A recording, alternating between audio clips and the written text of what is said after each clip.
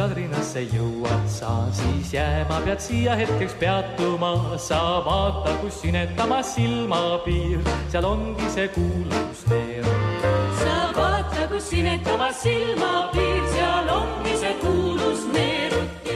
Tere päevast, teie kuulaja! Meie oleme Kadrina Keskkooli 62. linnu vilistlased. Kaarel Karell ja Marko Raumann. Täna on meie vestluskaaslaseks Neeruti seltsi juhatuse liige Ülle Visnapuu. Sammud siis sinna poole kähtus ja kui kiired säästud oled kohal pea, näed metsi ja mägesid ja järvi vaid ning nende vahel vägevaid põllumaid. Näed metsi ja mägesid ja järvi vaid ning nende vahel vägevaid põllumaid.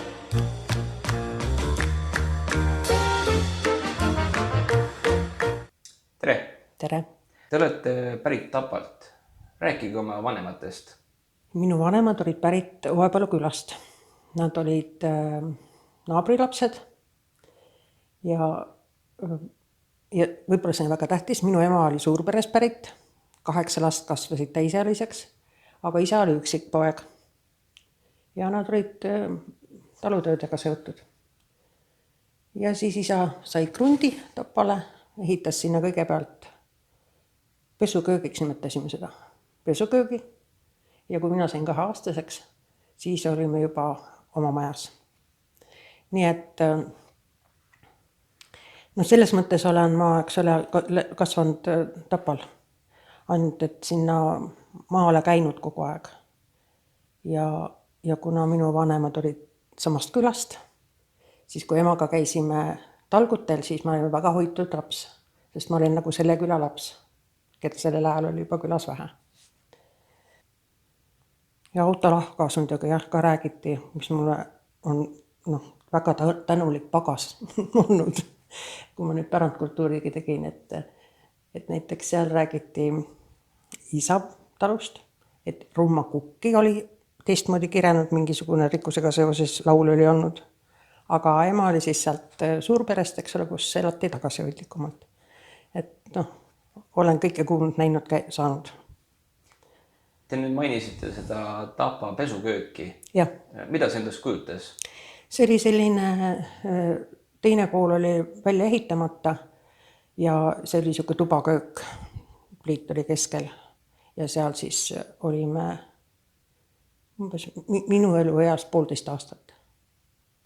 Ja kui te Tapal elasite, millega siis teie vanemad tegelesid? Ja siis oli isa oli juba kogu aeg raudteel. Ka siis, kui talupidas oli mingil moel ta raudteel.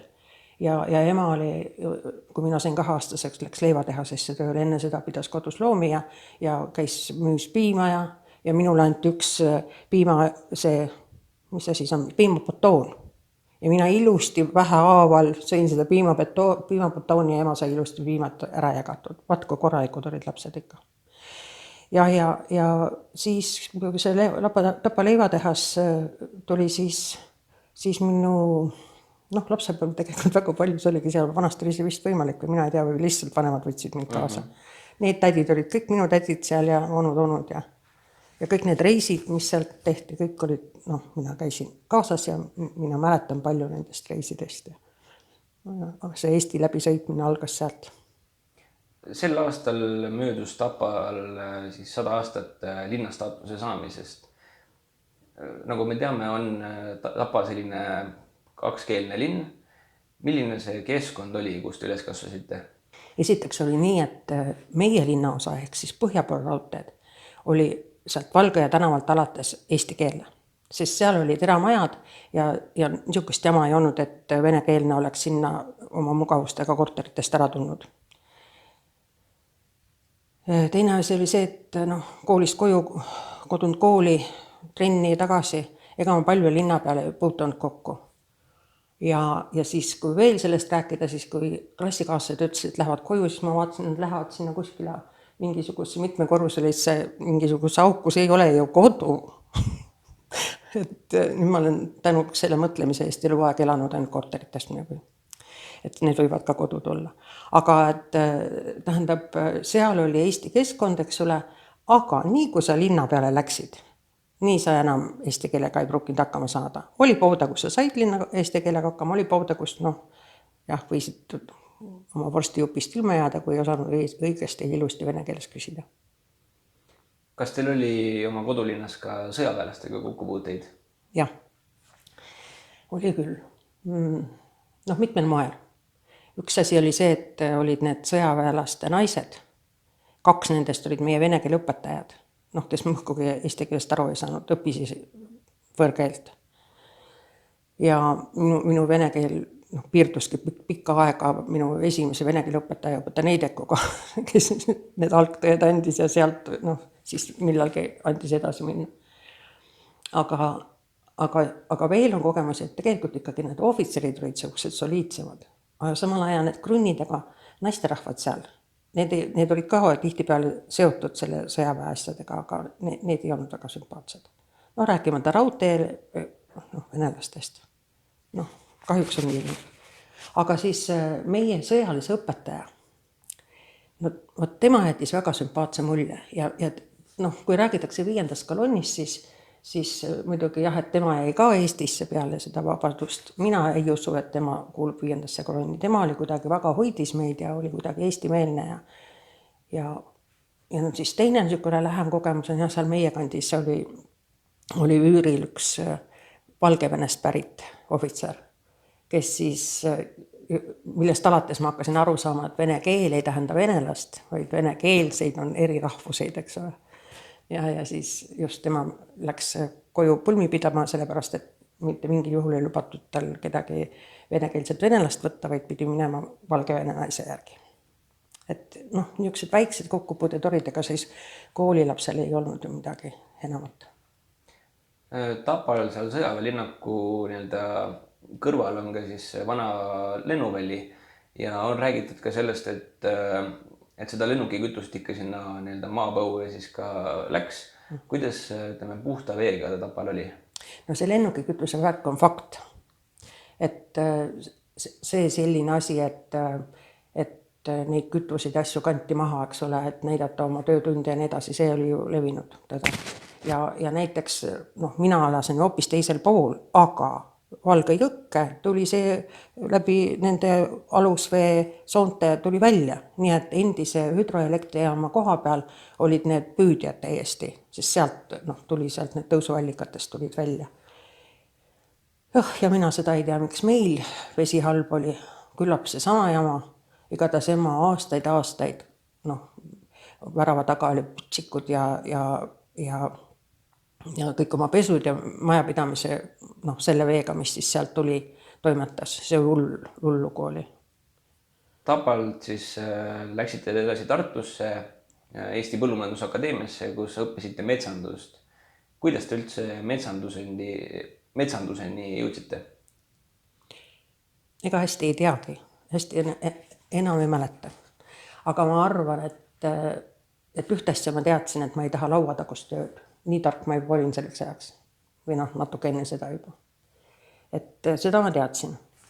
Ja ega nende arvude ja asjadega mul ei ole siiamaani hästi, nii et mulle see lauatagune ei istu. Aga siis ma teadsin, et maakorraldajad käivad välitöödel ja bioloogid käivad välitöödel ja ajaloolased käivad välitöödel ja kõiki selliseid asju juba teadsin. Ja seal hulgas siis tegelikult käisin isegi ikkagi seal teabepäeval ja tahtsin saada treeneriks, et kuna laskmisega olin tegelenud. Aga siis lõpuks see kujunes ikkagi niimoodi, et ma käisin ka ettevalmistuskursustel ikkagi metsandusse. Te õppisite küll metsandust, aga kui te ülikooli läksite, et kas te kandideerisite ka kuskile mujale erialale? Tollel ajal ei saanud niimoodi. Ja. Sa võisid unistada, aga siis sai ühte. Ja tegelikult ega see metsanduses oli väga kõrge konkurss, et see oli ka riskibisnis. Nii et oleks võinud nii, et ei saa ja siis pakutakse, ma tean, et näiteks kas see oli mehaniseerimise ja kus pakuti nendele postile, kes ei saanud sinna energeetikat ja nii edasi. Et võib-olla siis oleks kuskil edasi läinud, aga jah, nii oli. Te nüüd mainisite ka, seda oma laskmiskarjääri. Millistel võistlustel te osalesite? Sinna kuhu viidi. Meil oli, minu meelest oli Tapal kõrgel tasemel. Meil oli väga tore ja tark treener Eino Reisberg. Ja ja juba ammu oli ta päris kõrgele tasemele viinud oma neid lapsi ja minu ajal täpselt samamoodi. Nii et lõpuks ta kutsuti Tallinnasse spordiinternat kooli ära. Mina eratsin kodunt ära minna. Sinna siis tegelikult ei lõppenud, sest üks meie endine laskur tuli ja hakkas trenni tegema meil. Nii et ma sain ikka natuke aega veel edasi lasta. Aga võistlused olid, me käisime Novgorodis, käisime Riias, käisime Lvovis.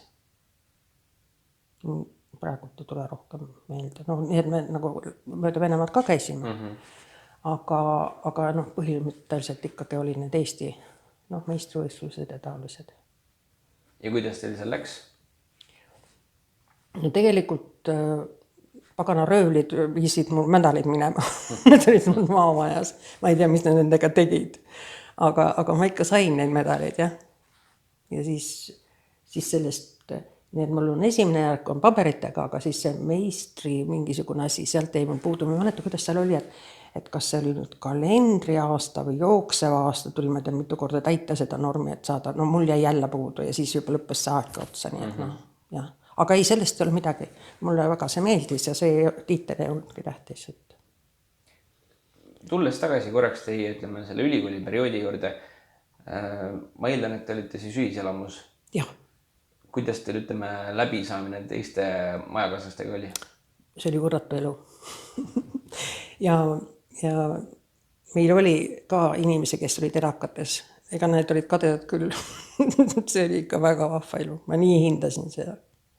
Kõiki neid tegemisi ja neid tuttavaid ja neid korterikaaslasi. Me saime tuttu juba korteri 3-toalisi, olime tüdrukutega seal.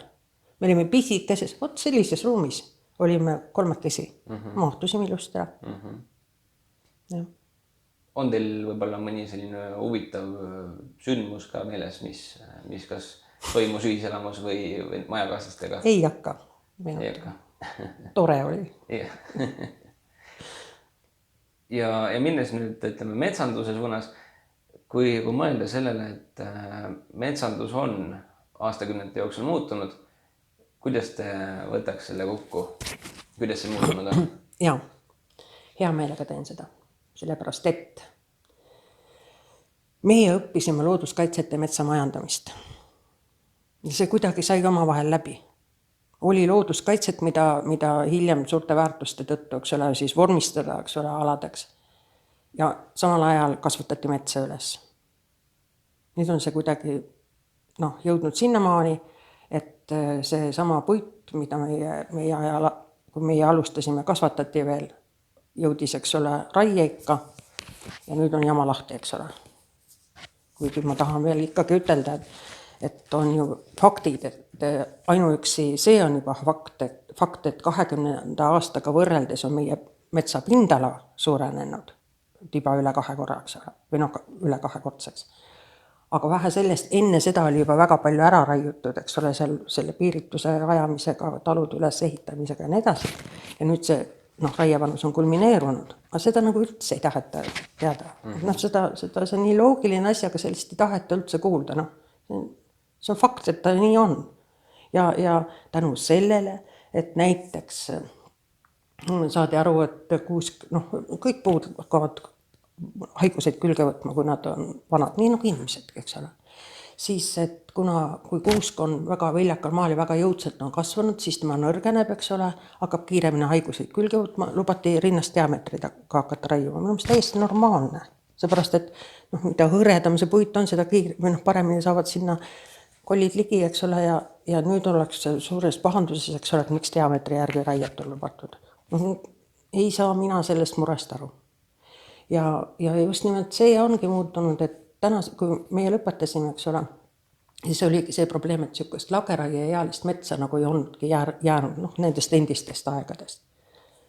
Ja nüüd on see teine jama, et seda on väga palju saanud ja seda on silmale valus vaadata, aga mets kasvab uuesti, see on meie taastuv loodusvara. Meie tugev majandus oli metsanduse peal. Kuidas, nende aastate jooksul metsavargus on muutunud? Kas on läinud aktiivsemaks või vähenenud? Oluliselt vähenenud. Kui ma mõtlen näiteks siin hetkel seriaali ENSV peale, ma ei tea, olete näinud, seal oli selline nii-öelda siis sündmus, et Argo Aadli, kes siis kehastas miilitsat ja Raivo E. Tamm, kes siis oli baarmen, nemad läksid koos siis näärikuuske tooma metsast. Nii-öelda väidetavalt oli siis metsavaiga kokku lepitud, tegelikult midagi ei olnud ja asi lõppes sellega, et nad võtsid siis sealt metsast palju rohkem kuuski ja lõpuks siis miilitsa autost müüsid neid. Et kas selliseid asju tuli ka ette? No nende näärikuuskadega nii hull ei olnud või siis juba jõulukuuskadega, eks ole, varsti. Sellepärast, et seal oli nagu reglementeeritud, et sa võisid oma maa pealt võtta, ma ei mäleta palju, ma tõesti ei mäleta praegu, palju neid oli, eks ole, ja ilma metsateadest välja kirjutamata võisid mingi posu võtta ja teha rahaks. Sellepärast, et see, mis sa olid seal niisuguse ilusa käharavõraga kuuse saanud, mis kõlbas hästi, eks ole, toakaunistuseks, võib-olla ta ei olnudki nii hea tulevikupuu, sellepärast, et ta oli liiga okslik, eks ole, ja ta oli hoopiski laasinud seal kõrval õigeks seda tulevikupuud, eks ole, kõik see oli täitsa loogiliselt mõeldud. Aga see suure metsa raiumine ja petmine ja varastamine, see oli ikka nii hoos, nii et seda kole mõtelda. Kas see muutus ka aktiivsemaks, ütleme, kui Eesti iseseisvuse taastas? Ei, selle ajaga läkski, sellepärast, et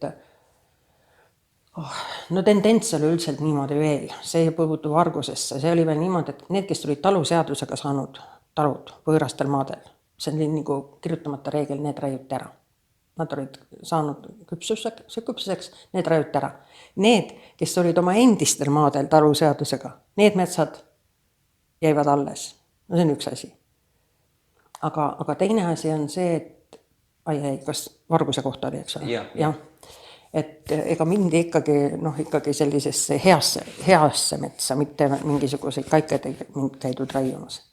Ja võeti, üks Varguse mulle hästi meeldis Viperküllas, et ega ei võetud siis terved puud. Ikka sealt alates, kus ilus silinderjas oli, mitte seda alumist osa, mis koonusesse läks.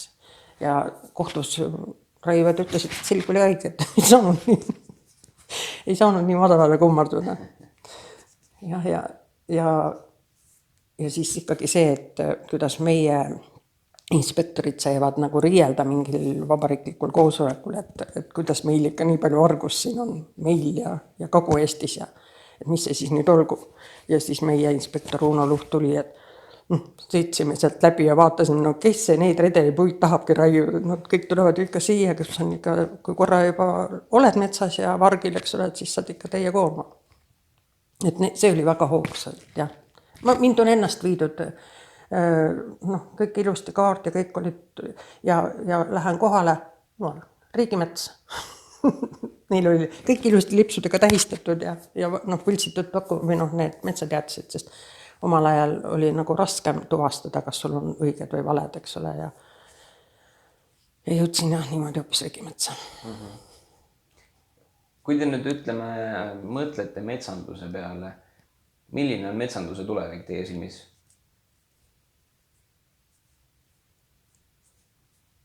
Ma olen mõtelnud selle peale, aga ega me ei olegi välja mõtelnud. Ma ise arvan niimoodi, et kui nüüd see nende metsade osakaal väheneb, eks ole, mis on nüüd olnud raieküpsed ja see suur jutumärkides kuritegu saab läbi, eks ole, et need oma vanuse ja diametri tõttu raiutakse, siis hakkab jälle mets kasvama. Saame jälle maasikamaid ja uued seenemaad ja siis võib-olla tõesti on 100 aasta pärast või nüüd juba circa 70-80 aasta pärast selle sama jama lahti, ma ei tea. Mulle meenub, et ma käisin umbes 5 aastat tagasi Alutaguse kandis seltskonnaga ja kohtusime seal ühe kohaliku eaka mehega, kellel oli see probleem, et tal oli olemas talu, mis polnud, ütleme ikka, julgeks väita, ütleme vähemasti 50 aastat remonti näinud ja tal oli seal ka metsamaa, aga metsaga oli see, et samamoodi jällegi selline raieküps, aga probleem oli selles, et seal oli metsas sees nii lendorav kui ka, kui ma nüüd ei eksi, siis ka ürask. Et kui me mõtleme selle peale, et milline oleks see efektiivne viis üraski leviku takistamiseks? No esiteks seda, et ma arvan, et ma tean seda meest ja tegelikult talle anti võimalus ka mingil määral raiuda, noh, teatud kohtades. Aga tol talvel, kui see võimalus tal oli, siis ta ei saanud seda kasutada, sellepärast, et see ATV, mis oleks temal sellelt pehmelt pinnalt materjali välja vedanud, sellel oli ilma tematagi palju tööd. Aga siis üraske värk, vaat see on jah niisugune värk, et samal ajal on omanikul kohustus sellised koldad likvideerida ja hoida ära. Ja siis, kui see tuleb kõrvalt metsast peale, mis on piirangutega või lausa sihtkaitsevöönd, siis ei vibuta üraskele siit maani ja mitte edasi, eks ole. Et see on niisugune igavene keeruline probleem. Majandusmetsas oleks see kõik võimalik ja nii ongi, aga kui sa oled suurte alade kõrval, kus see ei ole nii tähtis, siis katsu hakkama saada. Peale selle on muidugi väga palju põhjus selles, et me rääkisime, eks ole, et need vanad metsad, mis on raieküpsed ja siis nüüd need tagastatud maad, mis on suhteliselt üksteisele lähedal, eks ole, need raied. Et kui nüüd nõukogude ajal ja siis kui olid, eks ole, mõisametsad, mis on ju ka kõik saksa metsakasvatuse stiilis, eks ole, rajatud. Et kui siis nagu hoiti sellega ka, et värsket raiet jälle ei tehtud sinna eelmise värske raide lähedusse, eks ole, et mitte ei kulmineeruks need üraski kolded, siis nüüd selle omaniku õigusega, eks ole, olid nad märksa lähemal ja noh, ei saanud niimoodi enam hästi pidama. Noh, ja pluss see ikkagi, et noh, väga sobivad puud olid, kes võtsid kõik selle kanda üraskite kasutamise. Tuleme nüüd korraks laulva revolutsiooni perioodi. Nagu ma olen aru saanud, siis te osalesite ka roheliste liikumises. Milles see, ütleme, teie roll seisnes? Ma sain seal nii toredate inimestega kokku, nagu siis oligi ju Veedla Peep oli ju ja Valdur Lahtvee ja tollel ajal Tiit Hunt ja siis siis oligi, tegimegi selle Virumaa klubi. Ja see hakkas ka sõdima selle vastu, et meie siin rajoonis, eks ole, oli oht, et tuleb see fosforiidikaevandus. Ja siis samal ajal loodi siis see nagu nende selliste asjade toetuseks roheline liikumine, mis siis oleks nagu korrigeerinud kõiki neid teisi liikumisi. Ja siis ühtlasi olime me ka rohelises liikumises oma klubiga. Nagu ma olen aru saanud, siis Tartus te seal meelevaldustel ei käinud, aga ütleme, milline see meelsus siin oli? Mina arvan samamoodi, panime siit Tallinna tänavat pidi ka ikkagi loosungitega ja särgid seljas ja käisime loksal ja noh, need olid ju kõik, tegelikult ega see muu revolutsioon oli ju ka ikkagi keskkonnakaitsega seotud, see oli ju kõik meie maakaitseks välja mõeldud. Et noh, seal ma ikkagi sain osaleda. Noh, muidugi seal laulaväljakul sai ka käia ikka.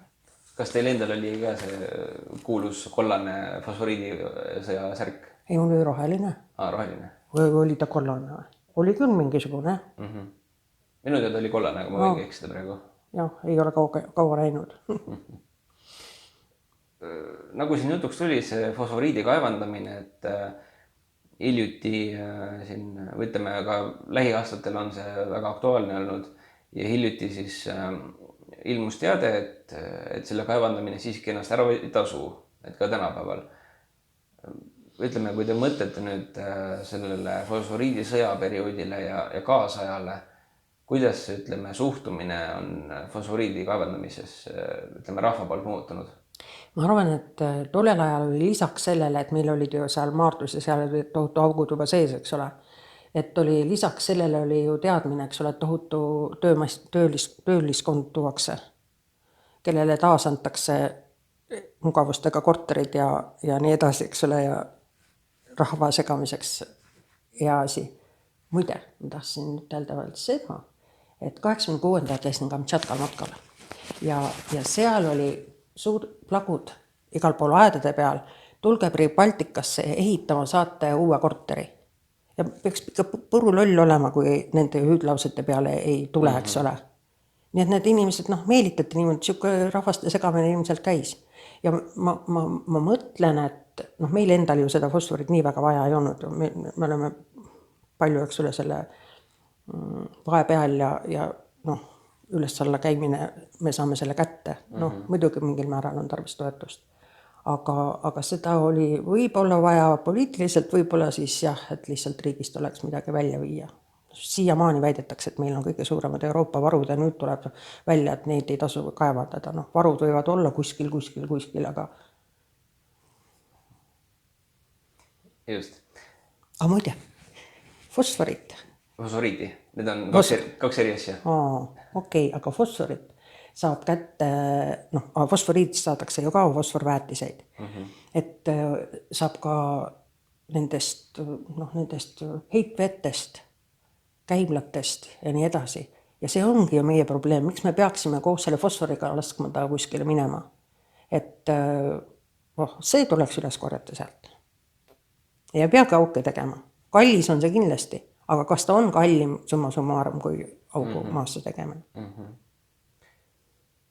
Te nüüd mainisite ka seda, et käisite lauluväljakul Tallinnas. Kas te mäletate neid sündmusi täpsemalt, et millistest te osa võtsite? Ei, ma olen ainult ühel nendest käinud, mis ikka kogu aeg näidatakse seal, kus see hirmus rahvamass kohal olla. See oli siis Eestimaa laul äkki? No mina ei tea igatahes see, kus öeldakse, et nii palju üldse inimesi ei mahtunudki lauluväljakul. Jah, see oli Eestimaa laul, jah. See oli jah, kus see Seins Valk need kuulsad sõnad ütles. Ja see on jah, kõige tuntum neist. Ütleme, kui minna nüüd sellest Eestimaa laulust aasta võrra edasi, jõuame aastasse 1989, te käisite Saksamaal. See oli siis selle rohelise liikumisega seotud. Ma millegi pärast arvan, et 88. Mina ka täpselt ei tea, aga jah, okei. Nagu ma olen aru saanud, et siis teie see tagasi tuleks Saksamaalt oli siis, ütleme täpselt sel ajal, kui Balti kett toimus. Oli küll, kui see oli 89, siis küll. Jah. Aga kuskil ma käisin kädas 88 ka. Eestimaa laul oligi siis? Ei, aga kuskil mingisugusel roheliste reisil. Jah, aga tühja sellest.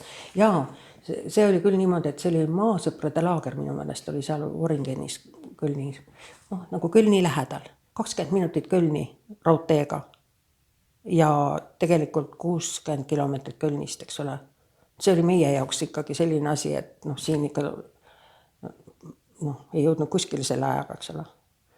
Nii, ja seal oli see maasõprade laager ja sealt kuidagi niimoodi, et meid oli nagu üle ühe seal, kes siis sealt rongiga tagasi tulid. Ma mäletagi, kust alates me hakkasime rongiga tulema. Ja siis me millegi pärast sattusime Riiga varu raudteele Eestisse ei jõudnud. Aga minu pere käis seal Balti ketis. Ja kui nüüd veel sellest reisist rääkida, siis rääkisin isale, kuidas seal on pikad riiulid, seda ja teist ja kolmandat ja napsud ja odekolonid ja šampoonid, nii et ei oska valida ja ühe väliseesti tüdruku käest küsisime, eks ole, ja kuidas sa oskad siit, eks ole, siis ma ei tea, ma kasutan ainult seda ja täpselt nii on praegu ka, eks ole. Ja siis isale oli pildistanud siis seda napsupoodi ja isa ütles, aga see oli Tapal ka ju. Ja nüüd siis, kui tagasi olid ikka need samad tühjad riiulid, eks ole. Et kuidas see küll niimoodi oli. Ma nüüd läksin Rappa, aga ma tahaks veel ütelda, et minu emaks on sealt Saksamaal käimisest oli see, et tõesti nutt tuli peale, et see kõik oli puhas ja ilus ja võisid sokkidega tänava peal käia ja siis lihtsalt läksingi kalmistule, et natukene tönnid, et kõikidel on see keskmine eluiga, eks ole. Ja siis sealt oli uus emotsioon.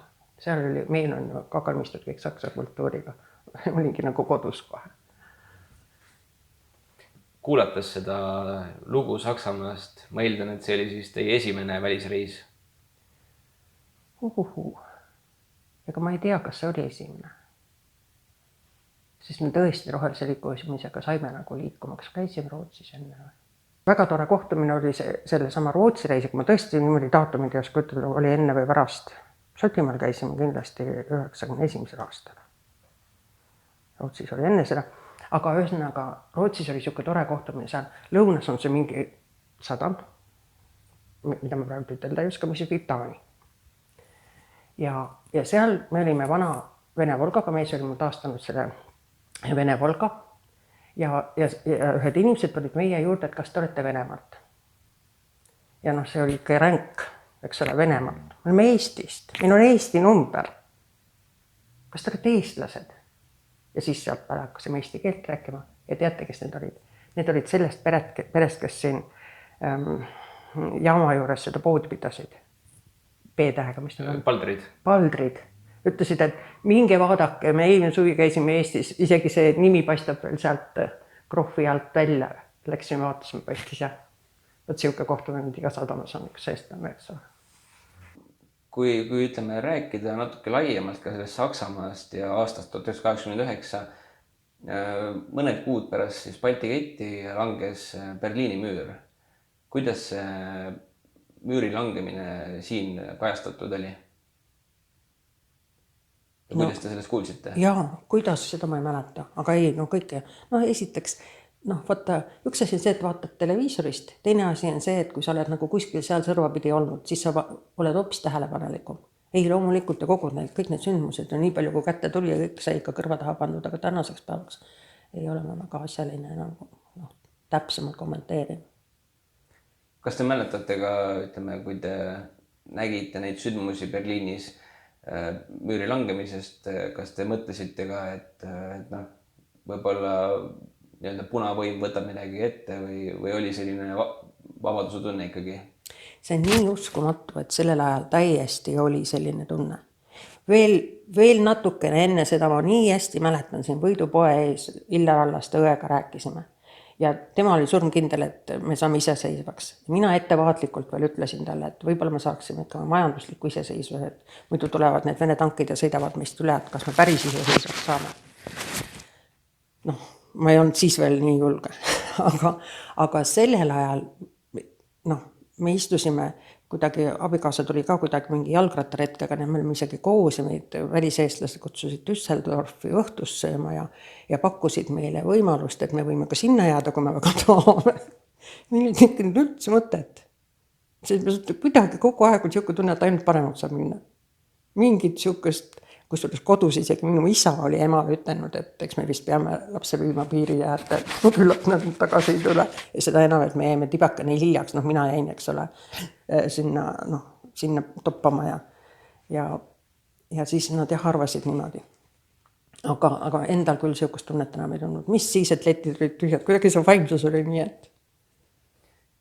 Sel aastal möödub Eesti iseseisvuse taastamisest 35 aastat. Millised on teie mälestused nendest augustipäevadest? Minu meelest see lõppes nii, nagu lõppema pidi.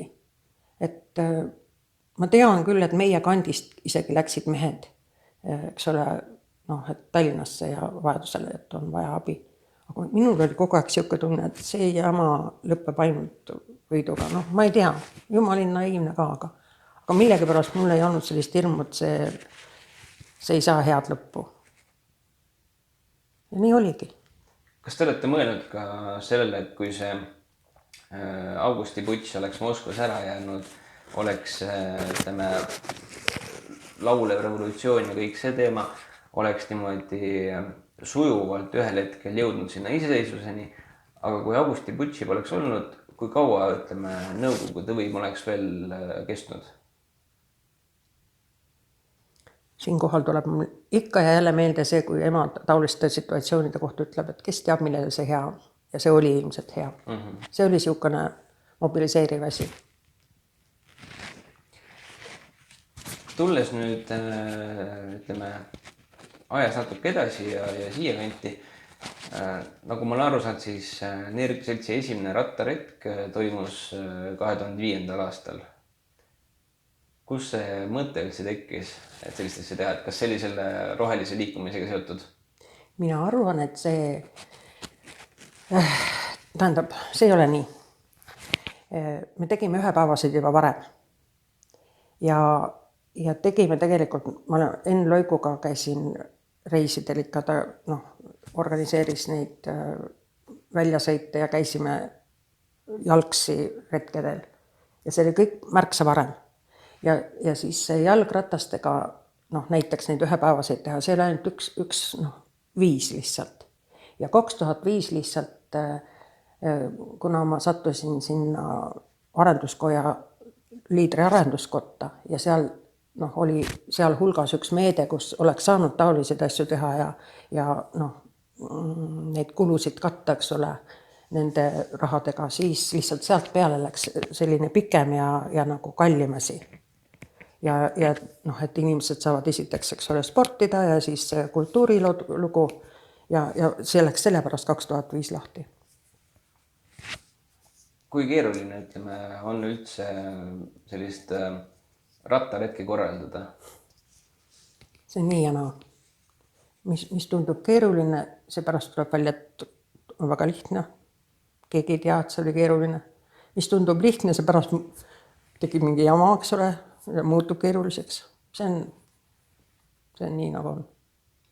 Kui te seda, ütleme siis, suurema mõõtmega 2005. aastal hakkasite tegema, kas pidite läbi mõtlema ka, ütleme, olukorrad, et mis juhtub siis, kui, ütleme, kas kellelgi rattarehv läheb katki või midagi, et kas oli selliseid olukordi ka?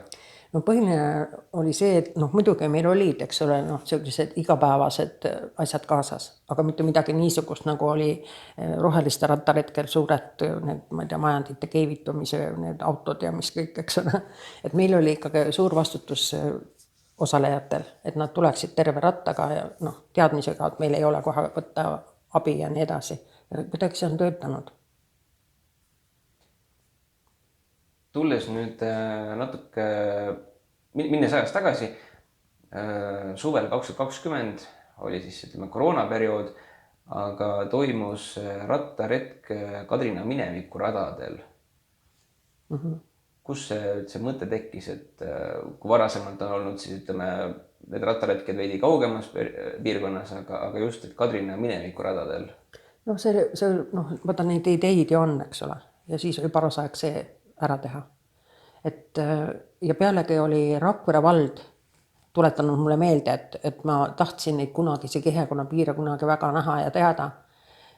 Vaata oma tööga seoses, eks ole, ma näen, kuidas on nii palju mõjutatud nendest endistest, eriti kirikukihelkondadest. Mõtled, miks tema on maetud sinna? Tuli välja, et mingi sopp, eks ole, ulatub, eks ole, sellest kihelkonnast sinna. Ja siis mul väga huvitas see. Ja siis sai see ära tehtud, aga siis hakkas ju see nagu intensiivsem polügooni kasutamine ka. Ja me ei saanudki lõpuks seda õiget valge ja sängi kasutada sellel vee ajal, mille see oleks olnud sobiv meile. Nii et näed, nüüd ongi, et plaanid küll, aga tegelikult siis see jäi teistmoodi. Ei saanudki ka etappi teha valge ajal. Milline see huviliste tagasiside oli selle konkreetse retke kohta? Konkreetse? Mina arvan, esiteks oli meil tore see, et me kuidagi julgesime võtta plaani 30 inimest. Et siis oli vahva sellepärast, et meid oli palju. Nagu halba ei ole avusuna öeldud. Ilmselt see on kuskil mujal. Mina ei ole kuulnud. Ja jõuame nüüd siis tänavusse aastasse. Nüüd pärast jaanipäeva toimus siis järjekordne Neeruti rattaretk, seekord siis Eesnast Rannuni, mis on ikkagi üsna selline pikk teekond. Kas kõik suutsid vastu pidada? Asi on selles, et esiteks me tegime ju, see oli 24. aasta alguses hakkas juba selle projekti kirjutamine. Ja siis see kõik see liidrimääruse, eks ole, see muutmine, see tuli nii hilja ja nii äkitselt, et ma pidin kodunt ära sõitma ja siis esiteks, siis tuli see idee, eks ole, seal Pälverennu teele minna. Teine asi oli see, et nüüd tänaseks suveks on juba nii palju hinnad tõusnud, nii et see vahemaa tuli katta lühema ajaga. Et jäi ära üks ööbimine ja üks toitlustamine hommikul ja õhtul. Ja seal juures siis mingid jupid me katsime ka alustasime veidi hiljem ja bussiga, kes meil olid tellitud rattaid vedama, sest muidu me ei oleks välja tulnud. Läbisime kõik need kohad, mis meil oli nagu plaanitud, aga bussijuht oli meiega koos selle Killavariga. Et ega muidu oleks raske olnud, aga ega raske oli niigi, sellepärast, et päris palju kilomeetrid tuli, et need kilomeetrid ei oleks olnud ju iseenesest päeva jaoks palju, aga kui oleks saanud nagu kogu aeg sõita, aga sa pidid kogu aeg vahepeal forsseerima, et jällegi õigeks ajaks järgmisesse kohta, kus oli kokku lepitud mingi ajaline asi, sinna jõudma ja siis ikka oli kihustumist. Ja siis ma sain aru küll, et ega see oli raske, mina olin üks nendest seal sabassörgijatest. Mul oli julgestus küll veel selle taga veel, eks ole, ma viimane ei olnud. Aga tähendab, et see julgestus oleks igatahes jaksanud sõita, aga ta lihtsalt vaatas, et ma ikka edasi saaksin. Aga seda oli vaja ja saime hakkama. Jõudsime tähtajaliselt igale poole. Nii et kui sain hakkama, siis vist saime hakkama.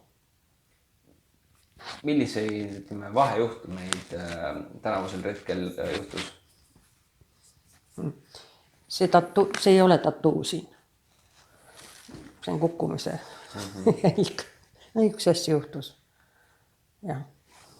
Aga muidu tegelikult ju ei olnud, me üsna turvalistel teedel olime, me ei olnud väga palju suure liiklusega teel.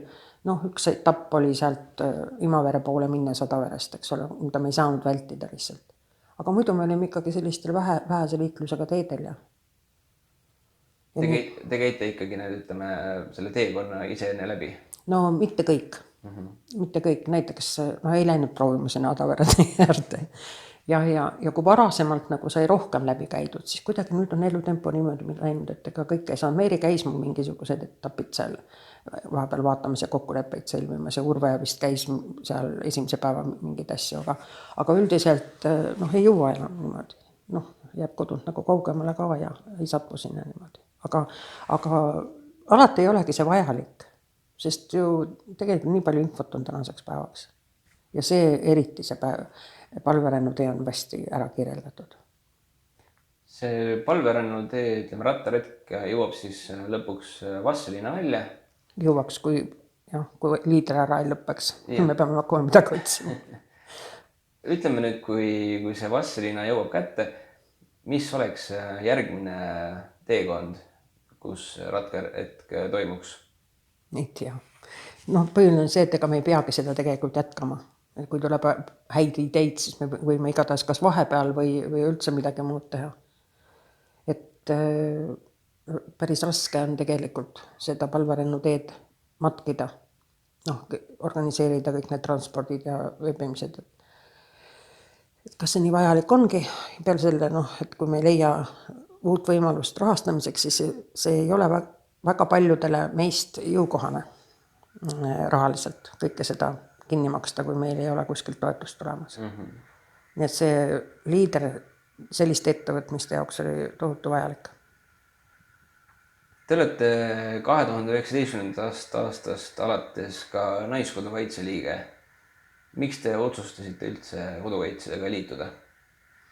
Et tegelikult ma olen nagu jälginud seda pikka aega. Aga siis ma sain nagu aru, et ma saaksin tütre ka kampa ja siis me niimoodi läksime avaldama soovi. Ja minu jaoks ja me nagu rääkisime ka läbi, et saaksime teada, kuidas me endaga hakkama saaksime, kui on kriisiolukorrad. Ükskõik millised kriisiolukorrad, sest seal oli nagu selleks anti vähemalt kirjade järgi teavet. Ja nüüd on siis see jõudnud selleni, et pead ise hakkama saama, aga pead ka veel teistega hakkama saama, abistama. Mul tekib ikkagi küsimus, et see 2019, see oli enne seda koroonapandeemiat, enne igasuguseid konflikte Euroopas. Aga see oli peale Gruusiat ja peale 8. aasta ja peale selle 14. aasta Krimmi, see kõik oli tegelikult olemas. Just. Aga ma mõtlengi, et see 2008 Gruusias ja 2014 aasta Krimm, et need olid, ikkagi mõned aastad enne, et see otsus teil nii hilja tuli siis? No niisugune aeglane ma olen. Selge. Milline on, ütleme, see kõige või ütleme, mida te kodukaitses kõige rohkem väärtustate, mida te olete õppinud selle ajaga?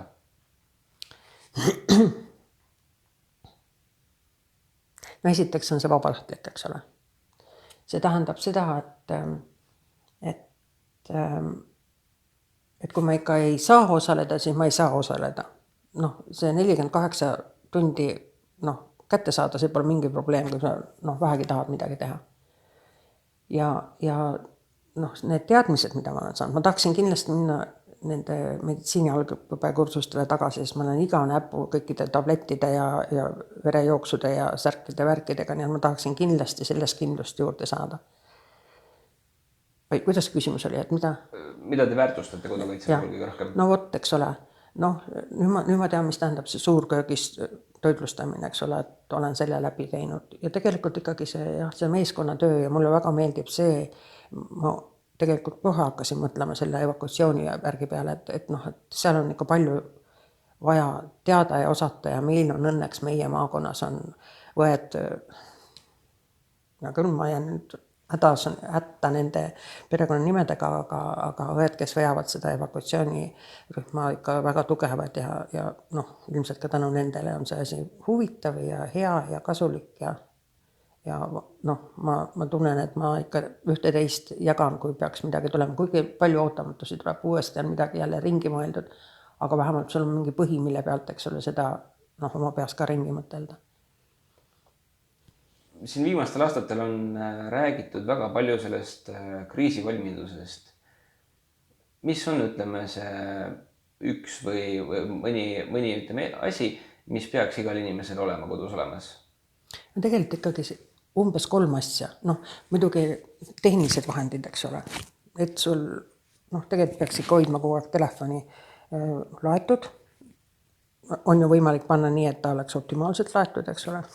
Mina seda ei oska, aga kes oskab, seda saab panna. Siis, eks ole, kõik see, et näiteks ükskord peale remonti läks elekter ära ja ole seal pimedas koridoris. No ei leia küünlaid üles, kõik ilusti ühte kohta pakitud, ei leia üles. No siis tuli meelde, et Meeri kinkis mulle pealambi. No nii vajalik asi, eks ole. No ja siis ikkagi mina olen jõudnud praegu selleni, et mul on ikka nüüd juba 3 kappi pandud nurka, et kus on ikkagi väike toiduvaru. Rõhutan, et meil ei pruugi elektrit ja vett olla, eks ole, nii palju, et me saaksime seal midagi keeta ja praadida, aga vähemalt müslid ja sellised jõutahvlid ja sellised asjad on olemas. Siis on mul seal soojad riided, sellepärast, et soojad riided on minu meelest juba matkade ajast väga tähtis, et kui sul on soe, siis on kõik elu lill.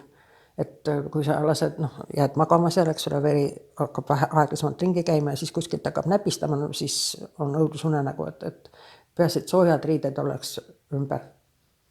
Ja tegelikult jah, söök, vajalikud riided, tehnilised vahendid. See raadio, mina ikka väga hindan seda raadiot, mis on välja mõeldud. Mul tütar ütles, et ta kuulab niisama seal maamajas vikerraadiot sellega. Ja peale selle see, et käitad ja saad, eks ole, uudised kätte.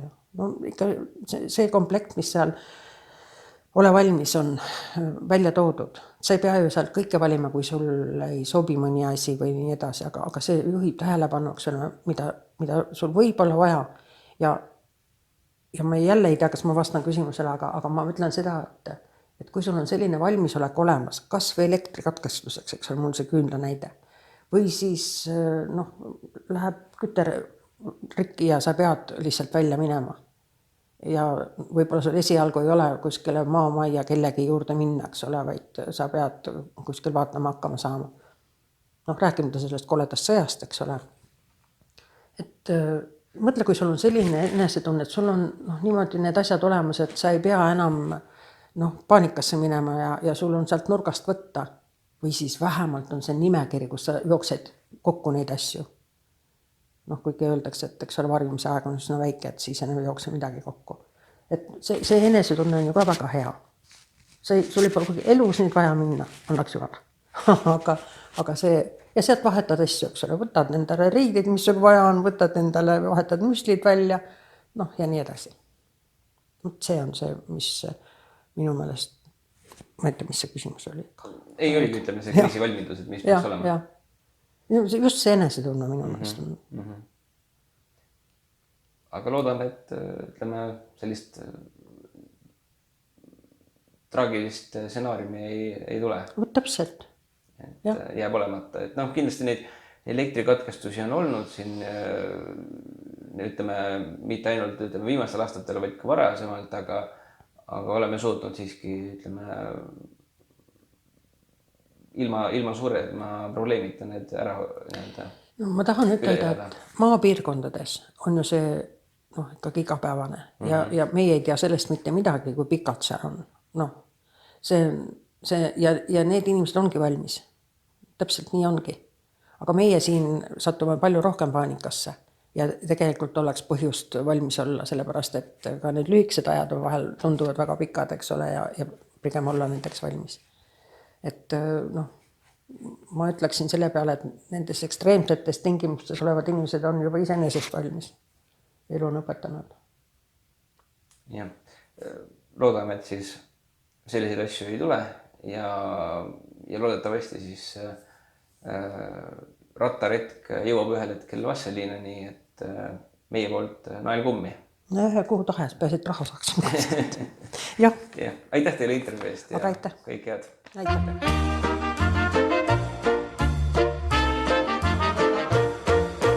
Rakveres Kadrinasse jõuad sa, siis jääma pead siia hetkeks peatuma. Sa vaata, kus sinetamas silmapiir, seal ongi see kuulus neeruti. Sa vaata, kus sinetamas silmapiir, seal ongi see kuulus neeruti. Selline oli tänane saade. Loodame, et saite enda jaoks nii mõndagi uut ja huvitavat teada. Neeruti seltsi taskuhäälingu 33. saade on eetris juba 22. juulil. Kes on meie vestluskaaslaseks, kuulete juba vähem kui 2 nädala pärast. Kuulmiseni! Sammud siis sinna poole kähtus ja kui kiired säästud oled kohal pea, näed metsi ja mägesid ja järvi vaid ning nende vahel vägevaid põllumaid. Näed metsi ja mägesid ja järvi vaid ning nende vahel vägevaid põllumaid.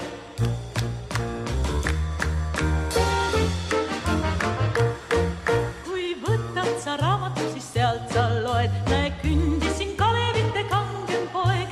Nüüd põldudel odrad kõrged kasvavad, neist linnamehi maha murdvad põllud saab. Nüüd põldudel odrad kõrged kasvavad, neist linnamehi maha murdvad põllud saab. Kuid õhtul, kui on põldul lõppenud töö, siis ikka me tantsuringis kaasa lööd. Ning kui oled sõber ettevõtlik sa, ehk neeruti neidudelt siis muusi saa. Ning kui